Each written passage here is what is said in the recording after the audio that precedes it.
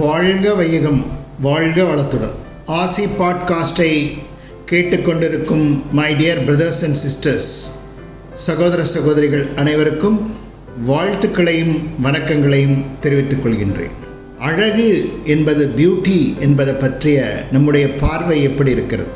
அந்த பார்வை எப்படி இருந்தாலும் சரி, நவீன மனோதத்துவமும் நம்முடைய பண்டைய நாகரிகமும் என்ன சொல்கிறது என்று பார்க்கும்போது அதை கிருஷ்ணர் கூட சொல்கிறாரு. அதுக்காக நான் சொல்கிறேன். துவாரகாவில் ஒரு எல்லாரையும் உட்கார வச்சு பேசும்போது ஒரு இடம் சொல்கிறாரு. ஒரு 4-5 விஷயம் சொல்லும்போது முதன்மையாக கவனிக்க வேண்டிய விஷயம்னு சொல்லி அவர் சொல்கிறது என்ன அப்படின்னு சொன்னால், உங்களுடைய அழகு புற அழகாக இருக்கக்கூடாது, எண்ணத்தில் நீங்கள் அழகாக இருக்க வேண்டும் அப்படின்னு சொல்கிறார். எண்ணத்திலே அழகாக இருப்பது எப்படி என்று பார்க்கும்போது, எண்ணத்திலே எப்போது அழகு வரும் என்று பார்க்கும்போது, மற்றவர்களை மதிக்கவும் நேசிக்கவும் தெரியணும். மற்றவர்கள் உணர்வுகளை வேதனைப்படுத்தாமல், மற்றவங்க உணர்வுகளில் சக்தி ஊட்டக்கூடிய வகையிலோ, மற்றவர்கள் உணர்வுகளை அவங்க உணர்வு உடம்பில் அன்பு போய் சேரும்படியும் யாரால் செய்ய முடிகிறதோ அவங்க பெரிய மிராக்கல்லாம் பண்ணுவாங்க. அவங்க அது பெரிய மேஜிக்கை புத்தாவுடைய வாழ்க்கையில் பண்ணுச்சு. உட்காந்து இருக்க இடத்துலேருந்து 12 மைல்ஸ்க்கு வைப்ரேஷன் அடிக்கும். புத்தா கருணா தான் சொல்கிறார், ராமலிங்க சுவாமி அதை தான் சொல்கிறார், பெரியவங்க எல்லாம் அதை தான் சொல்கிறாங்க. இப்போ நிறைய சீக்ரெட் புக்ஸ் எல்லாம் என்ன சொல்லுது அப்படின்னு பார்க்கும்போது, உங்களுக்கு லவ் இருக்கணும்.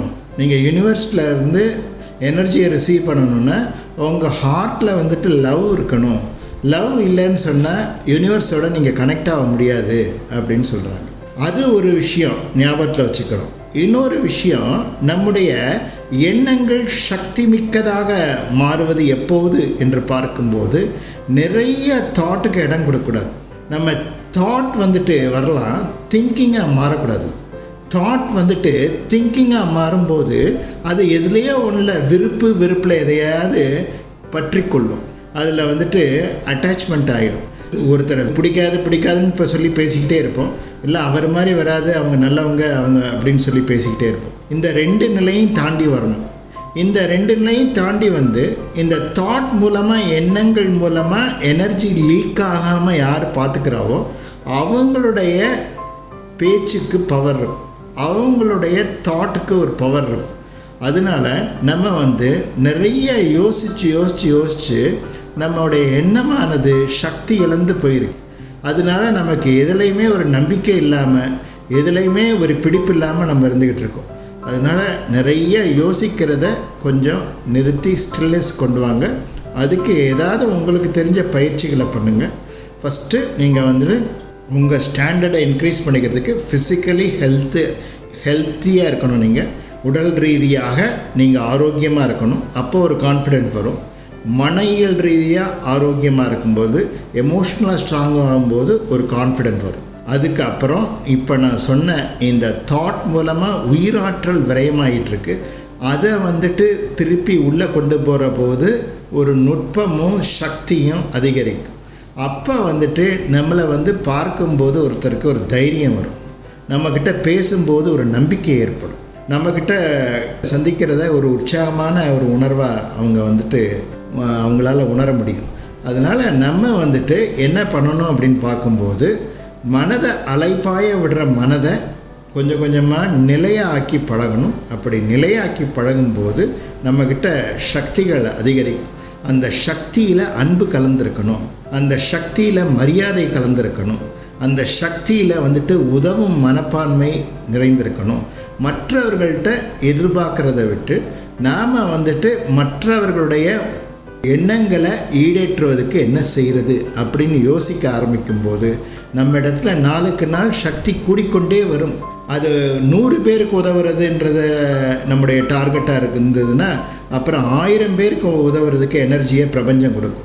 1000 பேருக்கு உதவுறதுக்கு நம்ம டார்கெட்டாக இருக்கிறவங்களுக்கு 1,00,000 பேருக்கு உதவுறதுக்கு சக்தியை பிரபஞ்சம் கொடுக்கும். பிரபஞ்சம் எவ்வளோ வேணாலும் கேட்டால் கொடுக்கறதுக்கு தயாராக இருக்கிறது. நம்ம அதை ரிசீவ் பண்ணுறதுக்கு தயாராக இருக்கணும். இந்த பிரபஞ்சத்தில் ஏராளமான ஆற்றல் கொட்டி கிடக்கு. அதை நம்ம ஆவாகனம் பண்ணிக்கொள்வதற்கு எண்ணங்களில் நம்ம ஒழுங்குபடுத்தணும். அழகுன்றது நம்முடைய எண்ணத்தில் ஏற்படணும். எண்ணம் அழகான எண்ணமாக மாறணும். மீண்டும் குறிப்பிடுகின்றேன், அழகு என்பது நம்முடைய எண்ணத்திலும் சொல்லிலும் செயலிலும் வெளிப்பட வேண்டும். அழகு வெளியில் நம்ம ரொம்ப சார்மிங்காக இருக்கலாம், கிரேஸ்ஃபுல் அவுட்லுக் இருக்கலாம், இல்லாமலும் இருக்கலாம். நம்ம கார்ஜியஸ் செடக்டிவ் அப்பியரன்ஸ்னு சொல்லுவாங்க, எல்லாரையும் க்ரௌட் புல் பண்ணுற மாதிரி அரஸ்டிங் பர்சனாலிட்டிம்பாங்க. அதெல்லாம் இருக்கலாம், இல்லாமலும் போகலாம். அது பரவாயில்ல. நம்ம எண்ணத்தை தூய்மைப்படுத்தி கொண்டே வரும்போது, அழகாக்கி கொண்டே வரும்போது அதிலிருந்து ஒரு அழகு பிறக்கும். அந்த அழகு தான் உண்மையான அழகு. அந்த அழகு தான் நிலையான மாற்றத்தை நமக்குள்ளே கொண்டு வரும். மேலும் மற்றவர்களுக்கும் நமக்கும் நல்ல இணக்கத்தை உருவாக்கும். மற்றவர்களுக்கும் நமக்கும் நல்ல இணக்கத்தை உருவாக்குவதற்கு நம்முடைய எண்ணம் அழகு மிகுந்ததாக மாற வேண்டும். அச்சம் அகன்றதடி அழகு வந்ததடி அப்படின்னு சொல்வார் பாரதி. அதனால் அந்த அச்சம் கூட நம்மக்கிட்ட அப்படியே ஒரு நெகட்டிவ் எனர்ஜியை கொண்டு இழுத்துக்கிட்டு வந்துடும். அதனால் அந்த அச்சமே கீழ்களது ஆச்சாரம்னு சொன்னார். அச்சம் நீங்கணும், பயம் 0 ஆகணும் அப்படின்னு சொல்லி ராமலிங்க சுவாமி சொல்வார்.